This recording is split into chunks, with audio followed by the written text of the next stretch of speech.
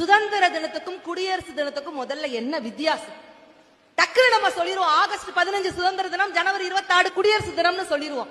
ஆனா ரெண்டுத்துக்கும் என்ன வித்தியாசம்? முதல்ல ஆகஸ்ட் 15 சுதந்திர தினம்.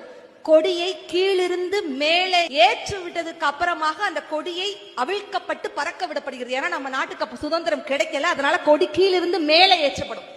ஜனவரி 26 குடியரசு தின விழா, மேலேயே ஆல்ரெடி கொடி கட்டப்பட்டிருக்கும். ஏன்னா நம்ம நாட்டுக்கு சுதந்திரம் கிடைச்சிருச்சு. மேலே இருக்கக்கூடிய கொடி, அப்படி கட்டப்பட்டிருந்த கொடி வெறும் அவிழ்க்கப்பட்டு பறக்க விடப்படும். அப்ப ஆகஸ்ட் 15 கொடி ஏற்றம், ஜனவரி 26 கொடியை பறக்க விடுதல். இதுதான் சுதந்திர தினத்துக்கும் குடியரசு தினத்துக்கும் உள்ள வித்தியாசம். ஆகஸ்ட் 15 சுதந்திர தினத்தன்று நம்ம நாட்டோட பிரதமர் கொடியேற்றுவார். ஜனவரி 26 குடியரசுத் தலைவர் கொடியை ஏற்றுவார். அதோடு மட்டுமல்லாம ஆகஸ்ட் 15 டெல்லி செங்கோட்டையில் கொடியேற்றப்படுகிறது.